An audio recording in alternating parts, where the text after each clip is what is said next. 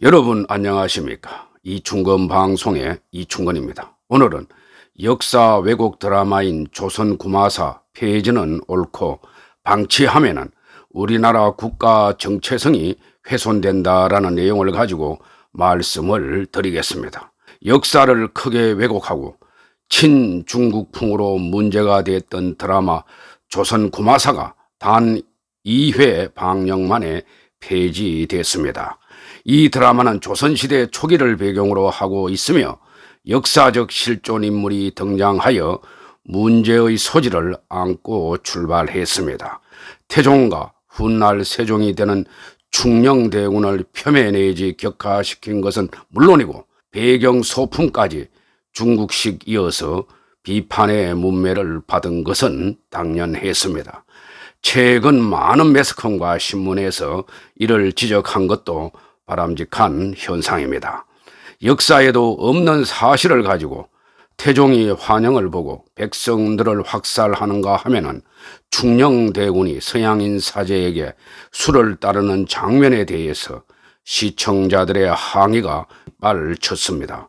또 술상에 오른 월병, 비단, 중국 만두, 중국 술 등 중국의 전통 음식, 무녀들의 중국 의상 등도 반감을 키웠습니다. 방송통신위원회와 청와대 국민청원 게시판에 방송 중단 요청이 폭주하고 광고주와 제작 지원 기업을 상대로 한 불매 운동으로까지 번졌습니다. 결국 기업들이 광고를 중단하는 사상 초유의 일이 벌어졌습니다. 가뜩이나 중국이 김치, 한복 등을 중국 문화라고 하거나 우리의 역사적 혹은 현존 인물들까지 중국인이라고 억지 주장을 펼치는 시점에서 이러한 친중국풍 드라마를 집필하고 기획한 의도가 무엇인지 궁금합니다. 만약 의도가 있었다면 매우 심각한 문제이고 감독과 작가, 연출자는 방송계에서 퇴출을 시켜야 합니다. 결국 시청자들이 앞장서 이 드라마의 방영 중지를 국민청원 게시판에 올리면서 분노를 표출했고 사태의 심각성을 인지한 광고주들이 서둘러 광고를 철회하는 사태로 이어졌습니다.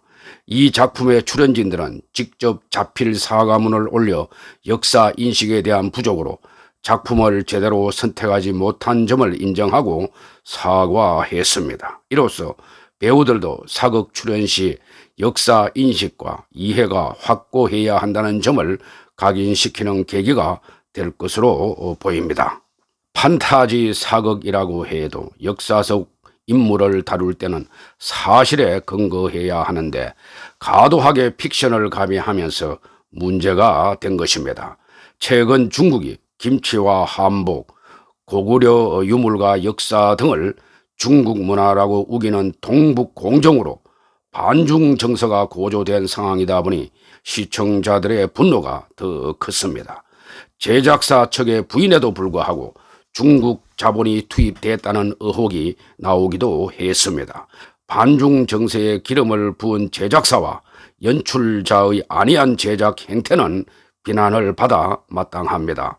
중국은 2002년부터 동북 공정 작업을 시작하여 동북 삼성의 각지에 있는 고구려 관련 유물과 박물관에는 발해사, 고구려사가 중국사라는 동북 공정의 논리를 반영한 각종 시설물이 설치되고 있습니다.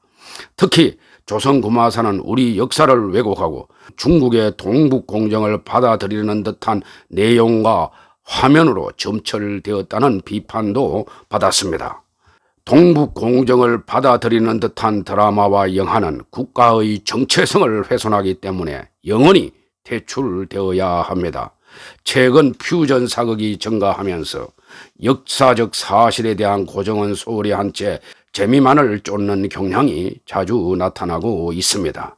이번 작가가 집필한 TVN 드라마 철인왕후도 조선왕조실록을 희화화해 올해 초 방심위로부터 행정지도 처분을 받았습니다.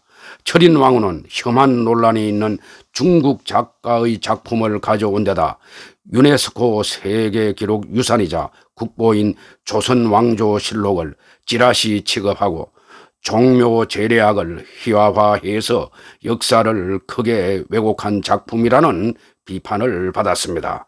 행정처분을 받은 작가가 또다시 역사를 왜곡, 희화화하고 중국 왕궁을 연상케 하는 친중국풍 배경을 등장시킨 것은 엄중한 문책과 퇴출이 필요하다고 봅니다. 최근 학교 폭력 사태로 많은 연예인들이 여론에 밀려 중도에 사퇴했습니다. 향후 역사를 왜곡하는 사람과 연출 PD 감독은 국가 정체성을 훼손하기 때문에 그 이상의 문책이 필요하다고 봅니다. 이번 사태를 통해서 아무리 작가의 기발한 상상력이 가미되었다고 해도 역사의 기본 틀을 해치는 역사문은 더 이상 설 자리가 없도록 해야 할 것입니다. 역사의 왜곡이 가져오는 파장은 상당히 큽니다.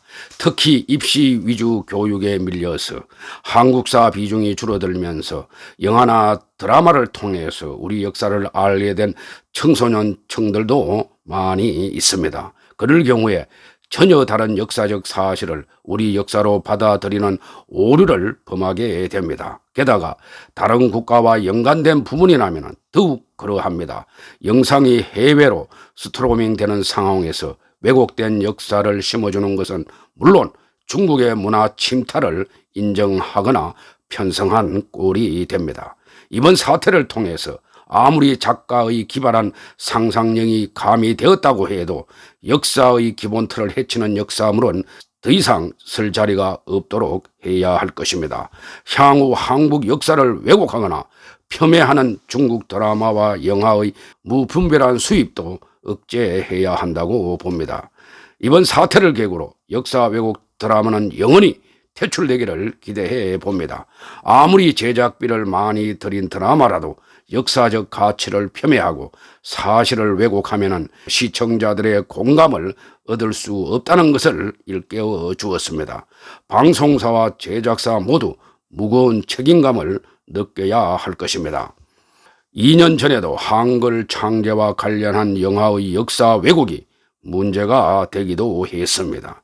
영화나 드라마를 그저 재미나 상상으로 보면 된다고 주장하는 사람들도 있으나 역사적 시대와 사건, 실명의 인물이 등장하는 상황에서 이를 왜곡할 경우 문제가 심각해집니다.